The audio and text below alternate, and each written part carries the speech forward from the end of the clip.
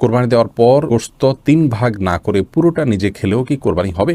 কোরবানির গোশত কি ৩ ভাগ করে ১ ভাগ গরিবদের দেওয়া জরুরি, নাকি পুরোটা নিজেরাও খাওয়া যাবে? কোরবানির গোশত কতদিনের মধ্যে খাওয়া উচিত? সারা বছর কোরবানির গোশত ফ্রিজে রেখে খাওয়া উচিত কি? কোরবানির পশুর গলায় মালা পরানো সম্পর্কে বলবেন। আকিকার পশু জবেহ না করে মূল্য একজনকে দিলে কি হবে? গরু ছাগলের বট খাওয়া কি জায়েজ? পশু নিস্তেজ হওয়ার আগে চামড়া ছাড়ানো যাবে কিনা? বাজারে যে বিভিন্ন নামি দামি ব্র্যান্ডের বডি লোশন এবং ক্রিম পাওয়া যায়, সেগুলো কি অজু গোসল করার পর ব্যবহার করে নামাজ আদায় করা যাবে? মৃত ব্যক্তির পক্ষ থেকে কোরবানি করা যাবে কিনা? কোরবানির পশু জবে করার পর পেটে বাচ্চা পাওয়া গেলে করণীয় কি? রাসূলুল্লাহ সাল্লাল্লাহু আলাইহি ওয়াসাল্লামের পক্ষ থেকে কি কোরবানি দেওয়া যাবে?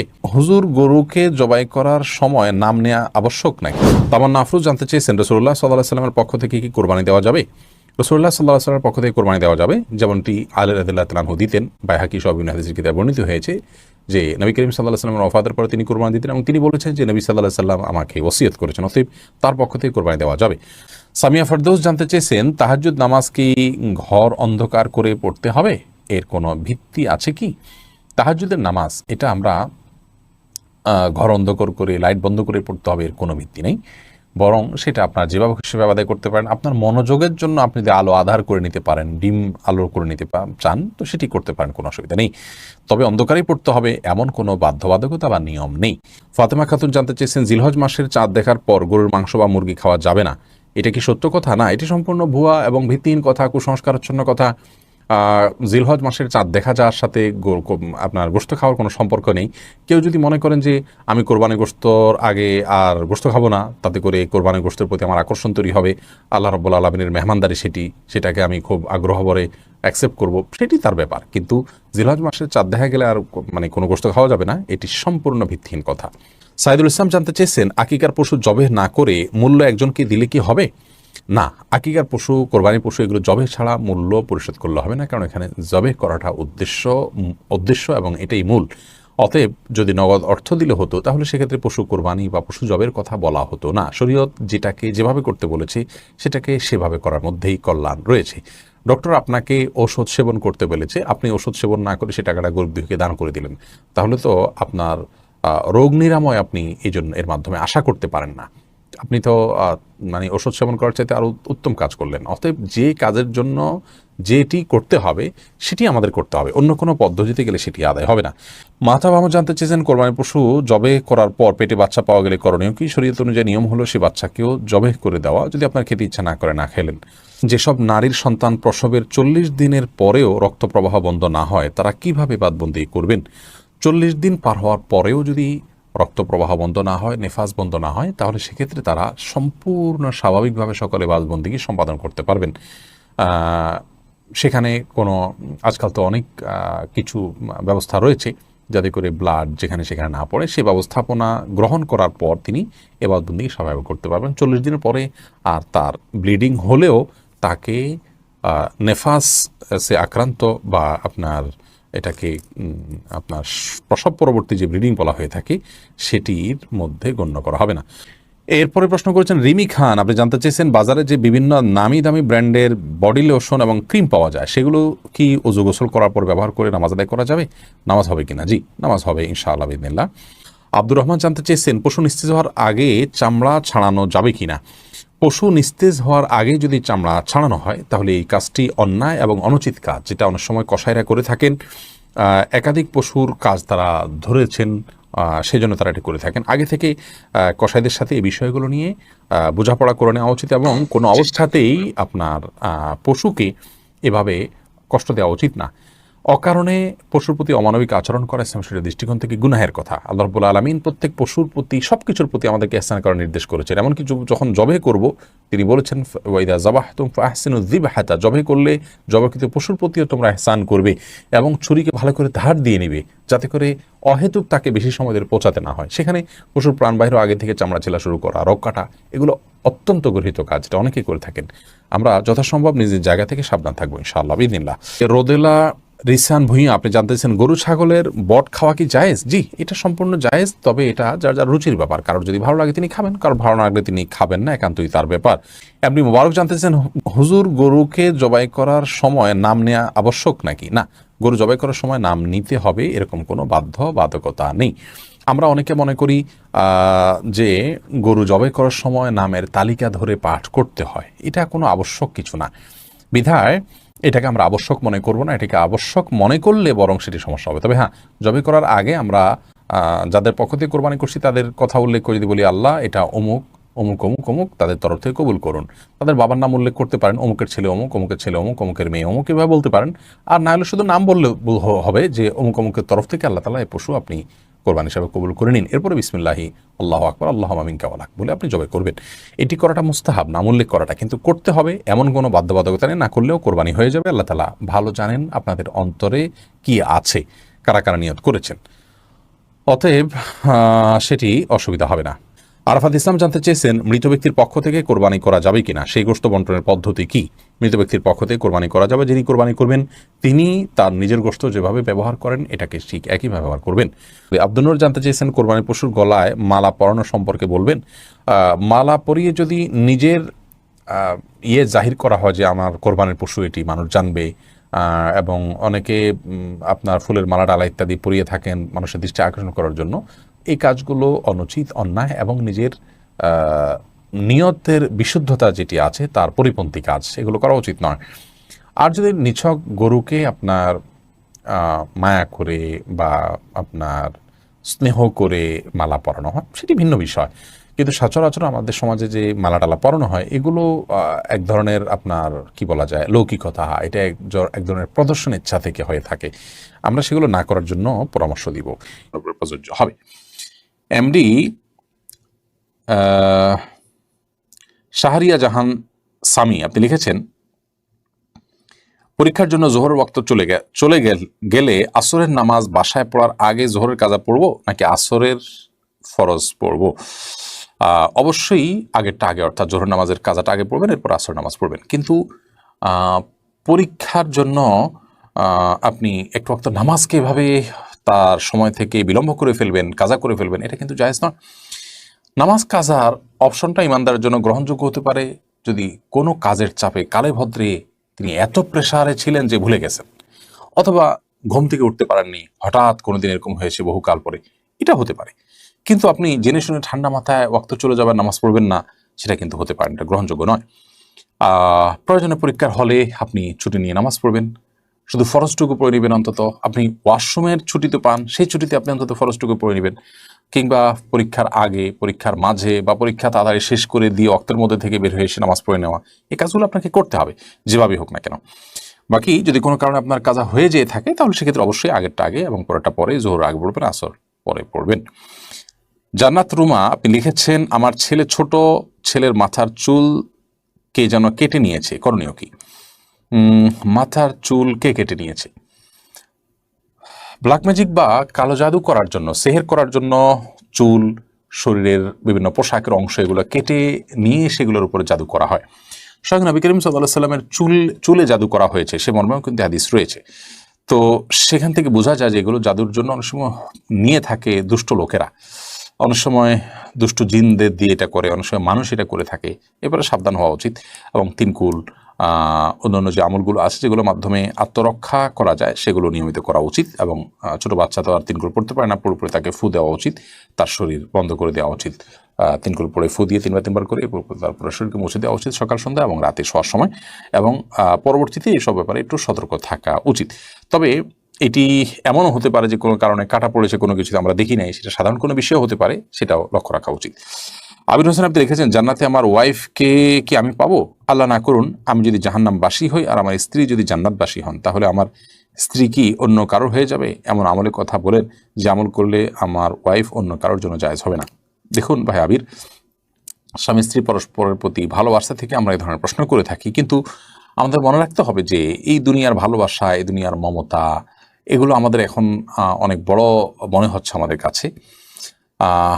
কিয়ামত সম্পর্কে আল্লাহ তাআলা বলেছেন যে ইন্না জালজালাতাস সাআতি শাইউন আযীম ইয়াওমা তারাউনাহা তাযহালু কুল্লু মুরজিআতিন আম্মা আরদাআত। মহাপ্রলয় যে হবে, কিয়ামত বা আপনার হিসাব দিবস তো অনেক পরে, সেটির যে সূচনা হবে মহাপ্রলয়ের মাধ্যমে, সেই মহাপ্রলয় সম্পর্কে আল্লাহ তাআলা বলেছেন এটা বিশাল বড় একটা বিষয় হবে। এত বড় বিষয় হবে যে দুগ্ধদানকারিণী মা নিজের দুধ দেওয়া সন্তান কথা ভুলে যাবেন এই ভয়াবহতায়, এবং গর্ভধারণকারী মার গর্ভে সন্তান আছে সে কথা ভুলে যাবেন ভয়াবহতার কারণে। মানে ভয়াবহতাটা কোন পর্যায়ে চলে যাবে, এইসব ভালোবাসা এগুলো গৌণ হয়ে যাবে তখন যদি ওই পরিস্থিতির মুখোমুখি আমরা পড়ি। তো সেই জন্য আমরা ওই পরিস্থিতির কথা আঁচ করতে না পারার কারণে আমাদের কাছে আমাদের ভালোবাসাটা বড় হচ্ছে বা বড় করে আমরা দেখছি। এই কথা বলার উদ্দেশ্য হলো যে আমরা যারা চিন্তা করছি যে একসাথে থাকার ব্যবস্থা হোক, সেটা আমরা করি। তো এর চাইতে বেশি আমাদের চিন্তা করা উচিত যেন আমি জাহান্নামে না যাই। আমার আল্লাহ না করুক জাহান্নামের ফয়সালা যদি হয়, তাহলে সেক্ষেত্রে একসাথে থাকা না থাকা এগুলো আমার মাথায় আসবে না, এগুলোর চেয়ে অনেক বড় বিষয় ঘটে যাবে। বিধায় আমাদের চেষ্টা থাকা উচিত জান্নাতে যাওয়ার। আর হ্যাঁ, এটাই হলো একমাত্র উপায় যে আপনারা উভয় জান্নাতে যাওয়ার মতো কাজ অব্যাহতভাবে করতে থাকবেন, জাহান্নাম থেকে মুক্ত থাকার কাজগুলো করতে থাকবেন, অর্থাৎ উভয় যাতে জান্নাতে যান সেই চেষ্টা করতে থাকবেন। এটাই হলো একমাত্র আমল। এর মাধ্যমে ইনশাআল্লাহ বিদিনিল্লাহ আল্লাহ তাআলা আপনাদের উভয়কে সেখানে সম্মিলন ঘটাবেন। এর বাইরে স্বামী স্ত্রী একজন জাহান্নামে গেলে আরেকজন জান্নাতে গেলে তার কি হবে, তার অন্য কারোর হয়ে যাবেন কিনা তিনি, এ বিষয়ে কোরআন হাদিসে আলাদা করে কোনো কিছু বলা নেই। এর প্রকৃত স্বরূপ কি হবে সেটা একমাত্র আল্লাহ রাব্বুল আলামিন ভালো জানেন। আলামুল গায়েবের বিষয়, অদৃশ্যের জগতের বিষয় কি হবে না হবে আমরা ধারণা করে কোনো কথা বলতে পারি না। তবে আল্লাহ রাব্বুল আলামিন যা ফয়সালা করবেন সেটাই হবে, এবং আমি যদি আল্লাহকে সন্তুষ্ট করে দুনিয়া থেকে যেতে চাই তো আমার চাওয়ার বাইরে কিছু হবে না ইনশাআল্লাহ তাআলা। আলাউদ্দিন ফারাবি আপনি লিখেছেন, ইস্তেঞ্জার পর কি টিস্যু ব্যবহার করা বিদআত? আল্লাহ রাসূল সাল্লাল্লাহু আলাইহি ওয়াসাল্লাম তো টিস্যু ব্যবহার করেন। দেখুন, আপনি স্টুল পাসের পর, পায়খানা করার পর, আপনার ইস্তেঞ্জা করার পর কোনো কিছু দিয়ে পরিচ্ছন্ন হলেন, সেটা কোনো পাথরের টুকরা হতে পারে, কোনো মাটির টুকরো হতে পারে, বা অন্য কিছু দিয়ে আপনি করলেন, সম্মানজনক কোনো কিছু দিয়ে করলেন না, জাস্ট সাধারণ কোনো যে এটার জন্যই উপযোগী কোনো কিছু দিয়ে আপনি পরিষ্কার করলেন, এরপর আপনি পানি ব্যবহার করলেন, এটা হাদিস দ্বারা প্রমাণিত। অতএব সেটা আপনার ঢিলাই হইতে হবে, অর্থাৎ মাটির চাকাই হতে হবে, কিংবা পাথরের কুচি টুকরাই হতে হবে, এটা বাধ্যতামূলক না। টিস্যু নবী সাল্লাল্লাহু আলাইহি ওয়াসাল্লাম ব্যবহার করেনি, নবী করিম সাল্লাল্লাহু আলাইহি ওয়াসাল্লাম তো এই কাপড়ও ব্যবহার করেনি, তার সময় তো এই সুতা এই কাপড় ছিল না। নবী করিম সাল্লাল্লাহু আলাইহি ওয়াসাল্লাম তো চশমা ব্যবহার করেনি, তার সময় এটা ছিল না। দুনিয়াবী বিষয় মূলগতভাবে যেটা কোনো ইবাদত না। আমি এই টিস্যুটা ব্যবহার করছি, টিস্যুটা ব্যবহার করলে সওয়াব বেশি হবে, ইট বা পাথর ব্যবহার করলে সওয়াবটা কম হবে, মাটির চাকা ব্যবহার করলে সওয়াবটা কম হবে, এরকম তো না। অর্থাৎ এটার সাথে সওয়াবের সম্পর্ক নাই, এটা নিছক একটা মাধ্যম পরিবর্তন হতে পারে। নবী সাল্লাল্লাহু আলাইহি ওয়াসাল্লাম তো এই কলম দিয়ে লেখেন নাই, আমরা তো এই কলম দিয়ে লিখছি। তিনি যে কনফিডেন্স সাথে এরকম না, তাহলে আমারটা কি বিদআত হবে? না, এটা বিদআত হবে। বিদআত হলো গায়রে দীরা দিন সমর্দন বিদআত, যেটা দিন নয় সেটাকে দিন মনে করা বিদআত। টিস্যু ব্যবহার করাটা দিন, ওই মাটির চাকা ব্যবহার করাটা দিন নয়, এরকম যদি মনে করা হয় তাহলে সে বিদআত হবে। আমি টিস্যু একটা মাধ্যম হিসেবে ব্যবহার করছি, অন্য কোনো মাধ্যম থাকলে অন্যটা দিয়ে করতে পারতাম, এটা ইবাদত হিসেবে করছি না। পরিচ্ছন্ন করাটা উদ্দেশ্য, কি দিয়ে করছে এটা উদ্দেশ্য না, তাহলে সেক্ষেত্রে সেটা বিদআত হয় না, বিধায় এটা বিদআতে পরিগণিত হবে না। এরপরে সাদিয়া আক্তার প্রিয়া জানতে চেয়েছেন, কোরবানির গোশত কতদিনের মধ্যে খাওয়া উচিত? সারা বছর কোরবানির গোশত ফ্রিজে রেখে খাওয়া উচিত কি? বল সাদিয়া, কোরবানির গোশত ফ্রিজে রেখে আপনার খেতে হবে এমন কোনো বাধ্যবাধকতাতে নেই। আমরা এটা কিছুদিন খেলাম, এটা দিয়ে আমাদের 6 মাসের গোশত কেনার কাজ সারলাম, এমনটি করাটা জাস্ট মানে কোরবানির সাথে যায় না, অনুচিত এটুকু বলতে পারি। কিন্তু এরকম কোনো সীমানা বলে দেয়নি শরীয়ত যে এর বেশি রাখা যাবে না। কেউ যদি 6 মাস 8 মাস রেখেও খায় তার কোরবানি হয়ে যাবে ইনশাআল্লাহ বিদিনিল্লাহ। কিন্তু এটাকে দিয়ে আমার পরবর্তীতে গোশত কেনা থেকে আমি বেঁচে গেলাম, এটা দিয়ে সারলাম, এই মানসিকতা রেখে অনেকে কোরবানি দেন, সেটা উচিত না। বাট আপনি চাইলে যে কোনো সময় পর্যন্ত রেখে এটি খেতে পারেন। জামিল আহমেদ মাহদি আপনি জানতে চেয়েছেন, কোরবানি দেওয়ার পর গোশত 3 ভাগ না করে পুরোটা নিজে খেলেও কি কোরবানি হবে? কোরবানি গোশত কি 3 ভাগ করে 1 ভাগ গরিবদের দেওয়া জরুরি, নাকি পুরোটা নিজেরাও খাওয়া যাবে? জামিল মাহদি, কোরবানির গোশতের 3 ভাগ করা এটা আবশ্যক নয়, মুস্তাহাব। আল্লাহ রাব্বুল আলামিন কোরআন কারীমে যেহেতু 3টা শ্রেণীর কথা বলেছেন, ফাকুলু মিনহা ওয়া আত'আমুল কানিআ ওয়াল মু'তাররা, অন্য আয়াতে আল্লাহ বলেছেন ফাকুলু মিনহা ওয়া আত'আমুল বাঈসাল ফাকির। তো এই নির্দেশনাগুলো থেকে বোঝা যায় যে আল্লাহ রাব্বুল আলামিন 3টা শ্রেণীতে আমাদেরকে আপনার কোরবানি গোশতকে বন্টন করার জন্য নির্দেশনা দিয়েছেন, কিন্তু এটি কোনো আবশ্যিক নির্দেশ নয়। যার কারণে কেউ যদি এটাতে একটু হেরফের করেন, যেমন নিজে একটু বেশি রাখলেন, গরিবকে একটু কম দিলেন, অথবা গরিবকে একটু বেশি দিলেন, নিজে কম রাখলেন, অথবা সবগুলো গরিবকে দিয়ে দিলেন বা প্রতিবেশীকে দিয়ে দিলেন, তাতে কোরবানি হয়ে যাবে। একটু হেরফের করলেও কোরবানি হয়ে যাবে। এটার সাথে কোরবানি শুদ্ধ অশুদ্ধ হওয়ার বিষয়টি আসলে নির্ভর করে না, আমরা এটাকে যতটা খুব সিরিয়াসলি দেখি। লুনা পারভিন ঝর্ণা আপনি লিখেছেন, অমুসলিমদের সালাম দেওয়া যাবে কিনা? অমুসলিমদের সাথে সামাজিক সৌহার্দ্যমূলক সম্পর্ক বজায় রাখার চেষ্টা করতে হবে, এবং সেজন্য তাদেরকে অভিবাদন দিবেন, অভিবাদন গ্রহণ করবেন, সেটা ঠিক আছে। কিন্তু সালাম দেওয়ার যে ব্যাপারটা আছে সেটা হলো যে অমুসলিমদেরকে অমুসলিমরা যদি আপনাকে সালাম দেন তাহলে সেখানে আপনি ওয়ালাইকুম বলে জবাব দিবেন। আর আগ বেড়ে তাদেরকে আপনি যত রকমের অভিবাদন আছে, সামাজিক অভিবাদন, গুড মর্নিং, গুড ইভিনিং ইত্যাদি ইত্যাদি, স্বাগতম, অন্যান্য যা যা আছে প্রচলিত সেগুলো আপনি তাদেরকে বলবেন। কিন্তু সালাম যেটা আল্লাহ তাআলার গুণবাচক নাম, সেটা তাদেরকে নিবেদন করবেন না, কারণ তারা আল্লাহ প্রতি বিশ্বাস রাখেন না। তাছাড়া আপনি সালামের মাধ্যমে যে আল্লাহ তাআলার কাছে শান্তি কামনা করছেন, সে আল্লাহ তো তিনি নিজে বিশ্বাসই করেন না। তিনি যা বিশ্বাস করেন না সেটা তার উপরে আরোপ করে দেওয়া, এটা কখনো ন্যায্যতা হতে পারে না। সেজন্য সালাম আকবরী নয়, বরং তারা যদি সালাম দেন তাহলে আপনি ওয়ালাইকুম বলে জবাব দিবেন। আর এছাড়া সামাজিক সৌহার্দ্যপূর্ণ যে কোনো অভিবাদন, সাধারণ অভিবাদনগুলো তাদের সাথে বিনিময় করা যেতে পারে। ফখরুল ইসলাম মাহিন আপনি লিখেছেন, আবেগের বশে ফোনে দুজন কবুল বলে ফেলেছি, আমাদের কি বিয়ে হয়ে গিয়েছে? জি না, বিয়ে তো সহজ নয় যে আবেগের বশে দুজনে কবুল করে বলে ফেলছেন আর বিয়ে হয়ে গেছে। দুজন সাক্ষীর সামনে প্রস্তাব এবং কবুল হবে এবং অন্যান্য শর্ত যদি পাওয়া যাবে, তখন সেক্ষেত্রে সেটি শরিয়ার দৃষ্টিকোণ থেকে বিশুদ্ধ এবং আপনার সঠিক বিয়ে হিসেবে বিবেচিত হবে। রবিউল হোসেন লিখেছেন, মায়ের গর্ভে সন্তান শারীরিকভাবে ত্রুটিপূর্ণ হলে সেক্ষেত্রে গর্ভপাত করলে গুনাহ হবে কিনা? শারীরিকভাবে যদি ত্রুটিপূর্ণ হয় তারপরও সবর করতে হবে, এটা আল্লাহ তাআলা পরীক্ষা হিসেবে ধরে নিতে হবে। যদি সেই সন্তানের জন্ম মায়ের জীবনকে হুমকির মধ্যে ফেলতে পারে এরকম মনে হয়, তাহলে সেক্ষেত্রে শুধুমাত্র সেটি নষ্ট করা যেতে পারে।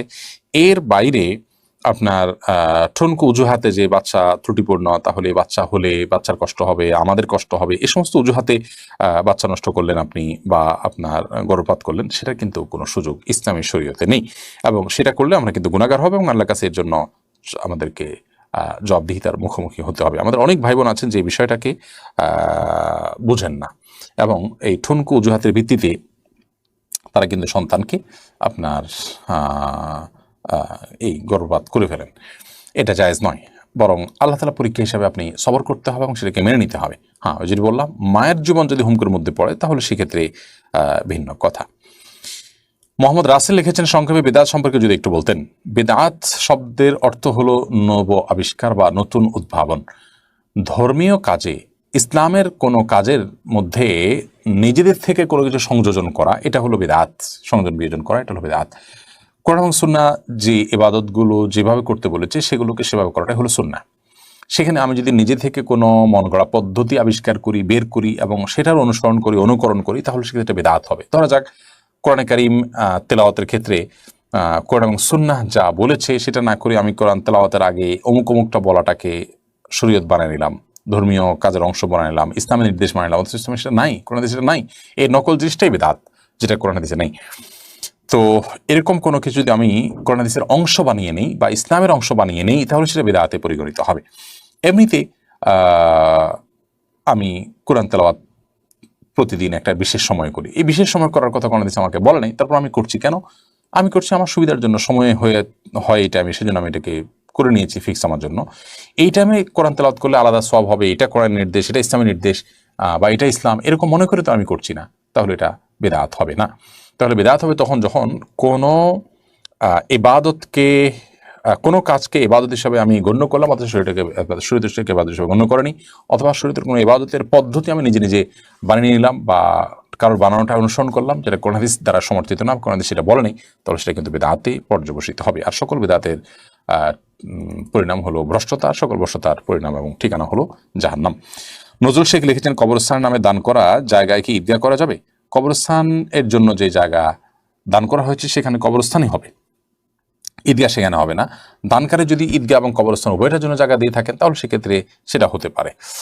আব্দুল সালাম আপনি লিখেছেন, কালো রঙের জামা কাপড় পরে নামাজ পড়লে কি কোনো অসুবিধা হবে? কালো রঙের যে জামা সেটা পরলে নামাজে কোনো সমস্যা নেই। আপনি কোন কালারের জামা পরবেন এটা আপনার ব্যাপার। পুরুষদের জন্য একেবারে টকটকা লাল বা জাফরান কালার সেটা নিষিদ্ধ। আর এর বাইরে যে কোনো সাধারণ পোশাক, কালো হোক, সাদা হোক, সবুজ হোক, অন্য কোনো কালারের পোশাক পরে নামাজ পড়লে কোনো অসুবিধা নেই। এমএসটি পাপিয়া রায়হান আপনি লিখেছেন, আমার বাবা নেই, ভাই নেই, এমত অবস্থা আমি কি চাকরি করতে পারবো? আপনার যদি চাকরি করা ছাড়া নিজের খাবার জোগাড় করার মতো কোনো ব্যবস্থা না থাকে, তাহলে সেক্ষেত্রে পর্দার মধ্যে থেকে আপনি কোনো উপার্জনের পথ আপনি বের করে নেবেন। সেটা চাকরি হতে পারেন, কোনো বিষয় জরুরি নয়। পর্দার মধ্যে থেকে হালাল উপার্জনের ব্যবস্থা করবেন যদি কোনো উপায় না থাকে। আর যদি আপনার জীবন ধারণ করার মতো ব্যবস্থা থাকে, তাহলে সেক্ষেত্রে আপনি যথাসম্ভব সেটার উপরে ক্ষান্ত থাকার চেষ্টা করবেন। যদি এরপরও আপনি কাজ করতে চান, শরিয়ার পর্দার সীমানার মধ্যে থেকে আপনি কাজ করার চেষ্টা করবেন। হ্যাঁ, আপনি আব্দুল আল মামুন লিখেছেন, আপনি কি এখন মাহফিলগুলো কন্টিনিউ করছেন? ভাই আব্দুল আল মামুন, আমরা মাহফিল এই বছর কন্টিনিউ করছি না। গত বছর আমরা ঘোষণা করেছি এবছর আমরা মাহফিল করব না, ঘরোয়া প্রোগ্রাম করব। এর বাইরে আবার আমার শারীরিক অসুস্থতাও আছে, এখন আমি পুরোপুরি ফিট হয়ে ওঠিনি। সব মিলিয়ে আমরা এবছর মাহফিলে যাচ্ছি না। এক দুটা এক্সক্লুসিভ গত বছরের ওয়াদা করা মাহফিল হয়তো আমাদেরকে অংশগ্রহণ করা লাগতে পারে, সেটা ভিন্ন বিষয়, সেটা একটা কিংবা দুইটা, এর বেশি নয় আশা করছি। আর বাকি মাহফিল সাধারণত গত বছর যেভাবে আমরা করেছি ওইভাবে এবছর মাহফিল কন্টিনিউ করার ইচ্ছা নেই, যেহেতু গত বছর আমরা ওয়াদা করেছি বা ঘোষণা দিয়েছি এবছর মাহফিল করবো না বলে। হ্যাঁ, এবছর গেলে পরবর্তী বছর আমরা করবো কিনা সেটা ইনশাআল্লাহ বিজনিল্লাহ আমরা যথাসময়ে দেখবো। এমএসটি পাপিয়া রেহান জমজম, আপনি লিখেছেন জমজম পানি খাওয়ার নিয়ম কি? জমজম পানি সাধারণ পানির মতো খাবেন, বিসমিল্লাহ বলে খাবেন, তবে খাওয়ার সময় কোনো উদ্দেশ্যে খেলে যে কোনো সুস্থতার জন্য, আরোগ্য লাভের জন্য ভালো করে নিয়ত করে খেলে আল্লাহ তারা সেটা কবুল করেন। মা জমজম লিমা শুরিবালা ইবনে আব্বাস রাদিয়াল্লাহু বলেছেন যে জমজম পানি যে উদ্দেশ্যে খাওয়া হয় সেটি কবুল করা হয়। কোনো কোনো সাহাবী থেকে দোয়া বর্ণিত হয়েছে, তারা দোয়া পড়তেন, আল্লাহুম্মা ইন্নী আসআলুকা ইলমান নাফিআ ওয়া রিজকান ওয়াসিআ, আল্লাহ আপনার কাছে উপকারী ইলম চাই এবং প্রশস্ত রিজিক চাই। পানি খাওয়ার সময় এরকম দোয়া করেছেন, কোন কোন সাহাবীর বর্ণিত আছে, তো এই দোয়া করা যেতে পারে। কিন্তু এর বাইরে আলাদা কোনো নিয়ম নেই। আমরা অনেকে মনে করি যে জমজম পানি দাঁড়ায় পান করতে হয়, যেন বসা থেকে অনেকে দাঁড়ায় পান করেন, এটা সঠিক নয়। তবে হ্যাঁ, জমজম পানি নবী সাল্লাল্লাহু আলাইহি ওয়াসাল্লাম থেকে দাঁড়িয়ে পান করার বিষয়টি বর্ণিত আছে। এর মানে কখনো বসার মতো পরিস্থিতি নিয়ে আপনি দাঁড়িয়ে পান করেছেন, জায়েজ আছে, কিন্তু সাধারণত অন্য পানির মতোই এটি পান করবেন।